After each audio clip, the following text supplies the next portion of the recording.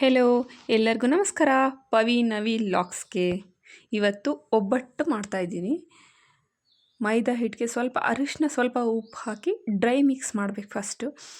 ಆಮೇಲೆ ಸ್ವಲ್ಪನೇ ನೀರು ಹಾಕಿ ಕಲಿಸ್ತಾ ಬರಬೇಕು. ಅದನ್ನು ನೀವು ನೋಡ್ತಾ ಇದ್ದೀರಲ್ವ, ಈ ಥರ ಕಲಸಾದ್ಮೇಲೆ ಸ್ವಲ್ಪ ಜಾಸ್ತಿ ಎಣ್ಣೆ ಹಾಕ್ಬಿಟ್ಟು ಕಣ್ಕನ ಚೆನ್ನಾಗಿ ನಾದಬೇಕು. ಅದನ್ನು ಎಷ್ಟು ನಾದ್ತೀವಿ ಅಷ್ಟು ಒಳ್ಳೆಯದದು ಕಣ್ಕ. ಹಿಂಗೆ ಮುಟ್ಟಿದ ತಕ್ಷಣ ಒಳಗಡೆ ಪ್ರೆಸ್ ಆಗಬೇಕು. ಅದು ಆ ಥರ ಪ್ರೆಸ್ ಮಾಡಿದರೆ ಮತ್ತು ಇನ್ನೊಂದು ಸ್ವಲ್ಪ ಎಣ್ಣೆ ಹಾಕ್ಬಿಟ್ಟು ಅದನ್ನು ಮುಚ್ಚಳ ಮುಚ್ಚಿ ಒಂದು 4 hours ನೆನೆಯೋಕೆ ಇಡಬೇಕು ಕಣ್ಕನ.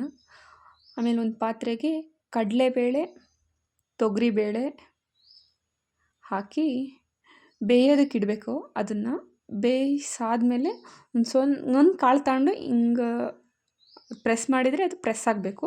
ಆ ಥರ ಪ್ರೆಸ್ ಮಾಡಿ ಸೈಡಲ್ಲಿ ಬೆಲ್ಲ ಕಟ್ ಮಾಡ್ಕೊಂಡು ಇಟ್ಕೋಬೇಕು. ನೀವು ನೋಡ್ತಾ ಇದ್ದೀರಲ್ವ, ಬೆಲ್ಲನ ನೀಟಾಗಿ ಕಟ್ ಮಾಡ್ಕೊಂಡು ಇಟ್ಕೊಳ್ಳಿ. ಆಮೇಲೆ ಅದನ್ನು ಏನು ಬೇಳೆ ಬೇಯಿಸಿರ್ತೀವಿ ಅದನ್ನು ಸ್ಟ್ರೈನ್ ಮಾಡ್ಕೋಬೇಕು. ಇಟ್ಕೊಂಡಾದ್ಮೇಲೆ ಒಂದು ಪಾತ್ರೆಗೆ ಬೆಲ್ಲ, ಬೇಯಿಸಿರೋ ಬೇಳೆ, ಆಮೇಲೆ ಒಂದು ಕುಟಾಣಿಗೆ ಏಲಕ್ಕಿ ಮತ್ತು ಸ್ವಲ್ಪ ಒಣ ಶುಂಠಿ ಹಾಕಿ ಕುಟ್ತಾಯಿದ್ದೀನಿ. ಆ ಕುಟ್ಟಿರೋದನ್ನು ಇದಕ್ಕೆ ಹಾಕಬೇಕು. ಇದು ಡ್ರೈ ಮಿಕ್ಸ್ ಆಗಬೇಕು ಅಲ್ಲಿವರೆಗೂ. ನಂತರ ಕಾಯಿ ಹಾಕಿ ಎಲ್ಲ ಪ್ರತಿಯೊಂದೂ ನೀಟಾಗಿ ಅದು ಬೆಲ್ಲ ಫುಲ್ ಕರಗ್ಬಿಟ್ಟು ನೀಟಾಗಿ ಅದು ಡ್ರೈ ಆಗಬೇಕು. ಅಲ್ಲಿವರೆಗೂ ಬೇಯಿಸ್ಬೇಕು. ಚೆನ್ನಾಗಿ ಹುರಿತಾನೇ ಇರಿ, ಆವಾಗ ಆ ಥರ ಆಗುತ್ತೆ. ಅದನ್ನು ನೀಟಾಗಿ ಆರೋಕ್ಕೆ ಬಿಟ್ಬಿಟ್ಟು ಅದು ಆರಿದ ನಂತರ ಅದನ್ನು ಮಿಕ್ಸಿ ಜಾರ್ಗೆ ಹಾಕಿ ನಾವು ಪುಡಿ ಮಾಡ್ಕೊಂಡು ಇಟ್ಕೋಬೇಕು. ಪುಡಿ ಏನಲ್ಲ, ಅದು ಸ್ವಲ್ಪ ಹೂರ್ಣ ಅಂತ ಕರಿತೀವಿ ಇದನ್ನು. ಹೂರ್ಣ ಈ ಥರ ಇರಬೇಕು ನೋಡಿ. ಈ ಥರ ಇದ್ದರೆ ಇದನ್ನು ಉಂಡೆಗಳನ್ನು ಮಾಡಿ ಇಟ್ಕೋಬೇಕು. ನಂತರ ನೆಂದಿರೋ ಕಣ್ಕನ ಕೈಲಿ ತಗೊಂಡು ಈ ಥರ ಸ್ವಲ್ಪ ಎಣ್ಣೆ ಅಪ್ಲೈ ಮಾಡಿಬಿಟ್ಟು ಅದನ್ನು ಹೂರ್ಣ ಹಾಕಿ ಅದನ್ನು ಫಿಲ್ ಮಾಡಿಬಿಟ್ಟು ಈ ಥರ ಒಂದು ಸೈಡಿಗೆ ಎತ್ತಿಟ್ಕೊಂಡು